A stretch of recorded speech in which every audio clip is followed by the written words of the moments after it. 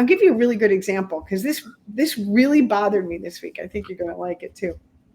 So I go up into the coffee room to get some coffee, and I'm typing a text on my phone, and I'm engrossed in typing this text. And somebody walks into the coffee room and starts talking, not even acknowledging that I'm involved in something else, right? So they're interrupting me is what they're doing, right? I was in there by myself. They came in, and then when I looked up and repeated part of what they said, their response was, "Well, you missed the beginning." As if it's my fault that I missed the beginning because you came in and interrupted me. And I didn't respond in a loving way in that moment. I didn't respond in a loving way. I was irritated. And then as I'm walking away, I'm thinking, how rude was that? That this person's being snarky with me because I didn't drop what I was doing when they interrupted me to pay attention to what they were saying.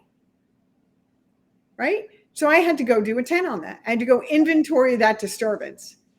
And I was reminded in that moment, this is what my coach said to me: "Who are you thinking about 98% of the time?"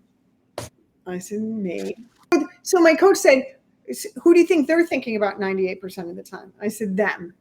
She said, "Well, do you think it even occurred to them that you were involved in something else? You were standing there, you were in the room, they had something to say and they wanted to get back to doing what they were doing. You weren't even a blip on their radar."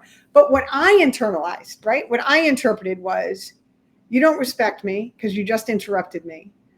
And I don't even know what the word is. Like, I felt so invalidated and discarded in having that person make a snarky remark because I didn't drop what I was doing to listen to what it was they had to say. So I personalized all of that.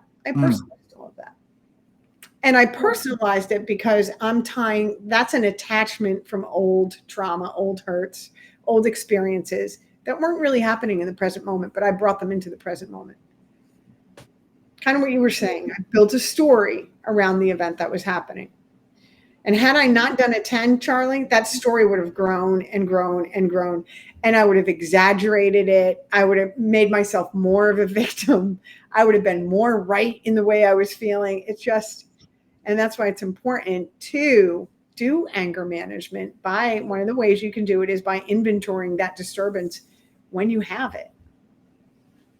And you know what I want to say before it leaves my brain, because it does that quickly, especially on a Friday night when it's later.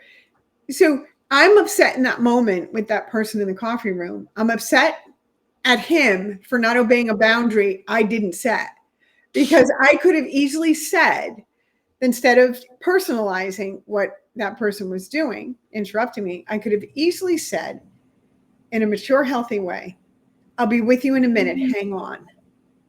That's it. That's all I needed to say. And that situation could have been completely different. Anyway, go on. I had to get that out.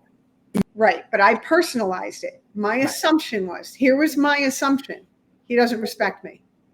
That's my foundation. He doesn't respect me. And that's my stuff. He didn't bring that into the coffee room. I did.